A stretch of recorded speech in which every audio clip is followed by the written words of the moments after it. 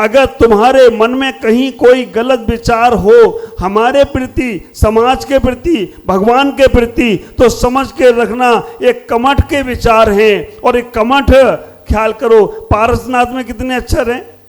पारस नाथ, 5 हो गए। कमठ में कितने अक्षर हैं? कमठ, 8 हो गए।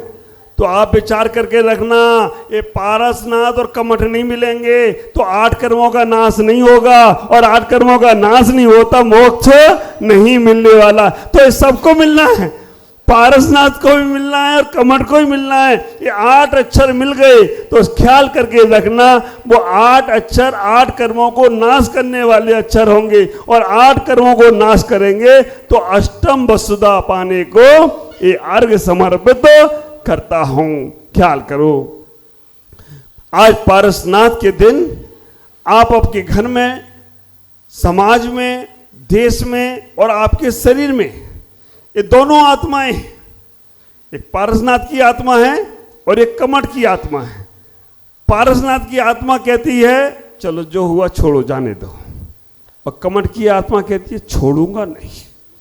आप विचार करके रखना, पारसनाथ की आत्मा कहती है जाने दो, छोड़ो, होना दो, लेकिन कमठ की आत्मा कहती है छोड़ूंगा नहीं, मर जाऊंगा, भूत बन के सताऊंगा।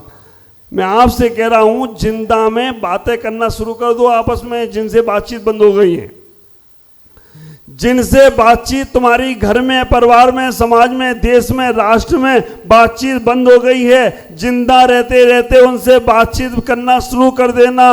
नहीं तो मरने के बाद अगर वो बात करने आया ना तो नींद नहीं आएगी रात को। मरने के बाद अगर वो बात करने आया तो तुम्हें लगेगा मैं कोई दिख तो रहा नहीं, बात कौन कर रहा है, और बात वही कर रहा है जिससे तुमने अभी बात करना बंद किया है, वही बात करने आएगा, क्योंकि कर्जा तो उतारेगा। पारसनाथ बनो। आपके घर में भी कोई ऐसा होगा, देखो हर घर में एक पारसनाथ होता है और एक कमठ भी होता है। हर घर में कोई ना कोई खुरापात करने वाला होगा ही होगा। तुम कितना भी अच्छा करो, तुम पूरा दिल निकाल के उसके लिए रख दो, सब कुछ उसे दे दो, फिर भी कहेगा इसने कुछ अंदर छुपा के रखा होगा, हमें बताया नहीं। आप विचार करके रखना, उस कमठ को हम नहीं समझा सकते। हमारे घर में, परिवार में भी एकात हो गई होगा, समाज में भी एकात हो गई होगा। ख्याल कर, तुम कितना भी कर लो, अपने घर का पूरा खजाना लुटा दो, फिर भी कहेगा इसने मंदिर का पैसा घर में ही रखा होगा। कहेगा, कहने वाला कहते ही रहेगा। ख्याल करके रखना, हमें इतना ही विचार करके रखना, हमारे शरीर में भी हम खूब दूध मलाई रबड़ी खिलाऊं, पर वो कमठ कहेगा जिस दिन मैं बीमार पड़ूंगा उठने नहीं दूंगा बिस्तर से तुम्हें। हमारा ये शरीर भी हमारा साथ नहीं देता है, लेकिन तुम्हारी समता, तुम्हारा सहिष्णुता, तुम्हारी अंदर की आत्मीयता, तुम्हारे अंदर का प्रेम, ये पारसनाथ का जन्म देगा। हमें पारसनाथ के जन्म को सार्थक करना है। विचार करना, कर्म सिद्धांत। आप विचार करके रखना, हमारा जीवन ऐसा व्यवस्थित होना चाहिए। हम लोगों को ये विचार करना है कि हमारा जीवन पारसनाथ का जीवन कैसे बने। कैसे वो पारसनाथ जीव जिनने कमठ, और आप विचार करके रखो, अतीत की उन घटनाओं को देखने का प्रयास करें अगर हम थोड़ा सा, तो कमठ का जीव और मरुभूति का जीव दोनों भाई भाई। मरुभूति किसी कारण से बाहर गया, राजा अरविंद ने उनको बाहर भेजा।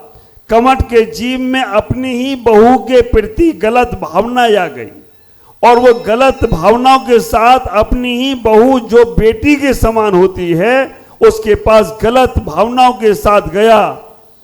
उस मरुभूति के जीव ने, उसकी मरुभूति के जीव के जो घर से थी, उसने इतना ही विचार कहा कि आप मेरे पिता तुल्य हैं, आप ऐसा काम कैसे सोच रहे हैं। मरुभूति की जो घर से पत्नी थी उसका नाम था वसुंधरा, और कमठ की पत्नी थी उसका नाम था वर्णा। कमठ की पत्नी ने भी समझाया लेकिन समझ में नहीं आया। ख्याल करके रखना, मरुभूति के जीव ने आकर राजा से पूछा मेरा भाई कहाँ गया। उनने कहा तुम्हारे भाई ने ऐसा गलत काम किया इसलिए उसे देश निकाला दे दिया। देश निकाला के बाद कमट का वो जीव एक बड़ा सा पत्थर लेकर जंगल में एक पैर पर खड़े होकर साधना कर रहा है। मरुभूति का जीव जो पार्श्वनाथ का जीव था वो भाई को समझाने गया, भाई अब जो हो गया छोड़ो, चलो घर वापस। कितना बैर की गांठ बांध के रखी, उसने वो पत्थर पूरा लिया और पत्थर लेकर अपने उस भाई के ऊपर ही फेंक दिया। एक भाव तक, दो भाव तक, कितने भावों तक बैर बांधते रहा। ख्याल करो, ये छोटा सा जीवन मिला है, इस जीवन में बैर की गांठ बांधकर तुम जाते हो, तुम्हें कितने जन्म लगेंगे उन बैर की गांठ को खोलने के लिए। ख्याल करना, वही पार्श्वनाथ का जीव हर भाव में उनको समझाने का प्रयास किया, लेकिन नहीं समझा। आखिरकार 10वां भाव जब था, पारस कुमार का जो जन्म हुआ, माता ने 16 सपने देखे और 16 सपने देखकर अष्टकुमारियां सेवा करने आई। और सेवा करने के बाद जब 14 करोड़ 14.5 करोड़ रत्नों की 14 करोड़ रत्नों की वर्षा हुई, 12.5 करोड़ बाजे बजे, उन पारसनाथ का जन्म हुआ। और पारसनाथ जब घूमने के लिए निकले, विचरण करने के लिए निकले, ख्याल करो ये घटनाएं बिल्कुल सत्य हैं। पारस कुमार जब घूमने के लिए निकले तो देखा कि एक तापस हवन कर रहा है। अभी आपने भी किया मंदिर में हवन, मोक्ष कल्याण के भी जो पहली बार देखने को मिला कि मोक्ष कल्याण के दिन हवन होना चाहिए। ये नया जो देखने को मिलेगा वो कर्नाटक में ही मिलेगा, उत्तर भारत में मिलने वाला नहीं है। उत्तर भारत में तो बस लड्डू चढ़ाया और जय जयनाथ परम गुरु होए, मांगे लड़का लड़की होए, और कुछ नहीं करना है। ख्याल करके रखना, जो हमारी परंपरा है, मोक्ष गए हैं तो मोक्ष कल्याण का लड्डू चढ़ाया, लेकिन प्रसंग क्या हुआ, उस वक्त जब हवन चल रहा था तापस का, उसमें एक नाग और नागिन जल रही थी और पारस कुमार ने बचाया। यहां पे भी हवन में एक लकड़ी में कुछ आ गया, माता जी ने कहा उठाओ लकड़ी, यहां से आ ली, हटा भी दिया आपने। उसका भी एक कल्याण का भाव था, उसका भी वो दृश्य याद आया। प्रैक्टिकल में भी वहां पर आया कोई जीव, लकड़ी में हटा दिया गया। और वहां पर जब आया, पारस कुमार ने समझाया, हे तापस, तुम क्यों ये पुण्य कार्य में भी पाप कर रहे हो? इस लकड़ी में नाग और नागिन जल रहे हैं, उन नाग और नागिन को बचा लो। वो तापस और कोई नहीं था, वो उनका ही नाना था। आप विचार करना। और उसने कहा, हे छोकरे नादान, तो हर भाव में मुझे समझाने आता है, फिर आ गया समझाने, हर भाव में मेरे साथ ही पंगा लेकर आता है, इसमें नाग नागिन नहीं हुए तो? उसने कहा हाँ, क्योंकि तीर्थंकर को जन्म से अवधि ज्ञान होता है। तीर्थंकर भगवान को जन्म से अवधि ज्ञान होता है, और अवधि ज्ञान के माध्यम से जाना था उन्होंने, उसमें हैं।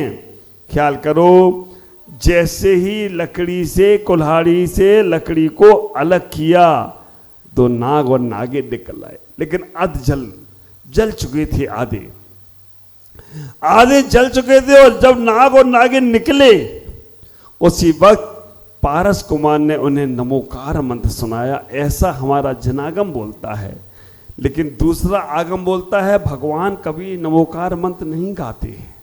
दोनों बातें समझना। तीर्थंकर कभी नमोकार मंत्र नहीं गाते हैं, तीर्थंकर कभी मुनिराज को नमस्कार नहीं करते हैं। सामने अगर महाराज दिख जाएं और तीर्थंकर अगर जा रहे हों तो महाराज को नमोस्तु नहीं करेंगे, सैनिकों को बोलेंगे जाओ महाराज, मुनिराज जा रहे हैं, उन्हें नमोस्तु करो। क्योंकि नमोकार बोलने से उनको अरहंत सिद्ध को तो नमस्कार, अरे दीक्षा लेते हैं तब भी वो नमोकार नहीं बोलते हैं, नमा सिद्धेभ्य, केवल सिद्ध बनना है उनको ही नमस्कार करते हैं।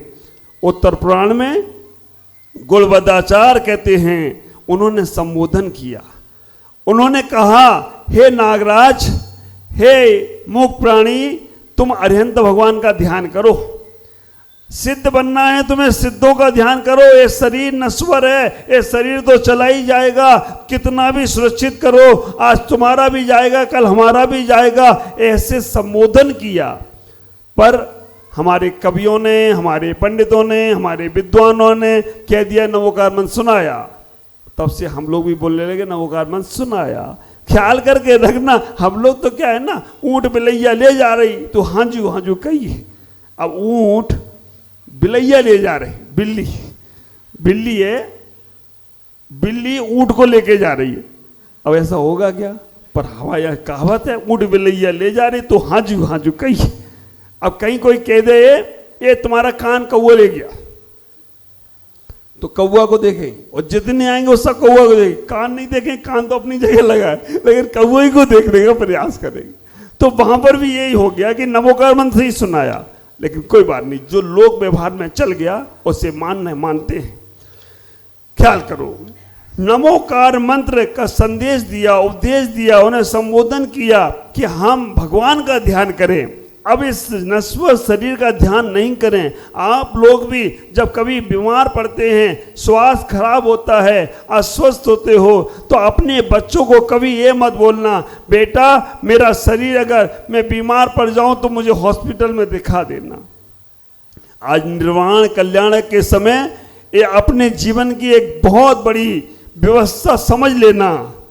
अपने बच्चों से कहना बेटा मनुष्य जन्म हमें बार बार नहीं मिलेगा, हमें ये नर पर्याय बार बार नहीं मिलेगी, हमें आखिरी समय हमारा लगे, ऐसा लगे कि अब ये नहीं बचेंगे तो मुझे हॉस्पिटल में नहीं, मुझे किसी संत के पास ले जाना, मुझे किसी गुरु के पास ले जाना, मुझे किसी धर्म के पास ले जाना, हमें हॉस्पिटल में प्राण नहीं छोड़ना है।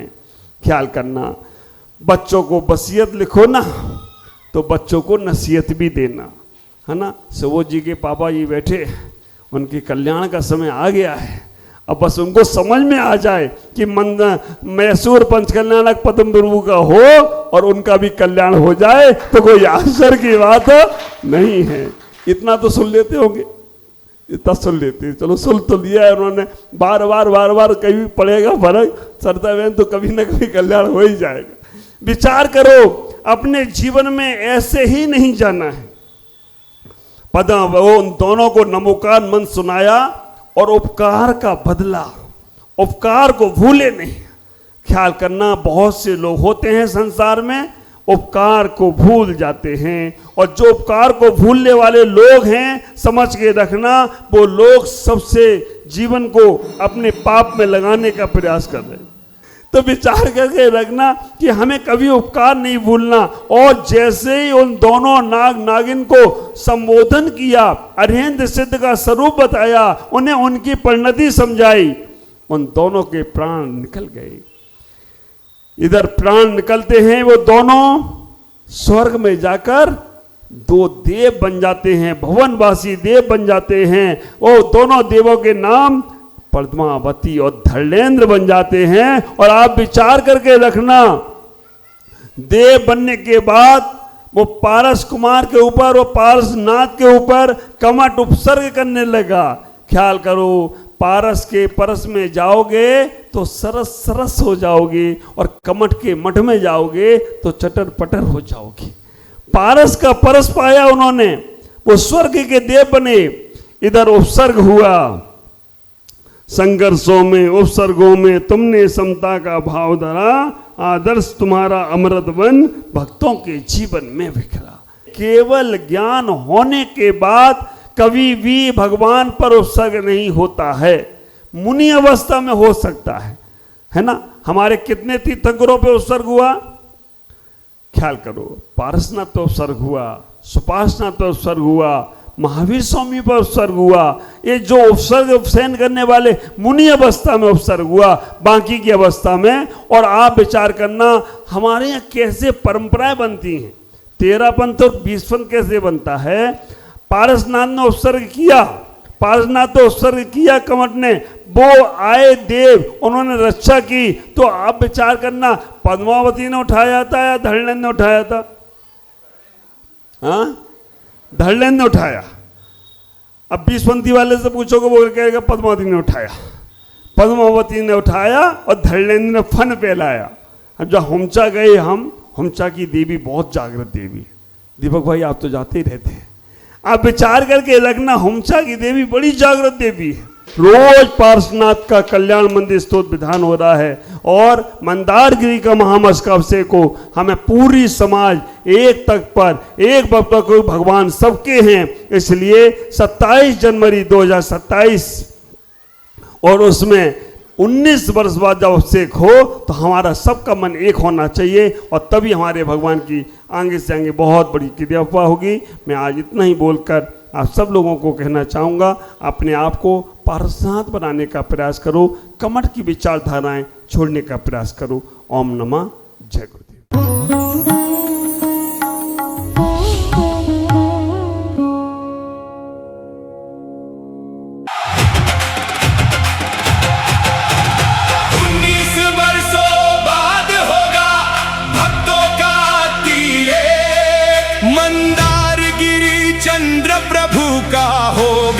महामस्तकाभिषेक मंदारगिरी अहिंसा तीर्थ प्रणेता जग में जो कहलाए, वही श्री प्रमुख सागर गुरु महापर्व के लिए आए। पदविहार कोलकाता से गर्व कर्नाटक है आए, आचार्य श्री प्रमुख सागर जी देखो संग भी साथ है लाए। 300 संतों के पावन संग का ये होगा त्योहार।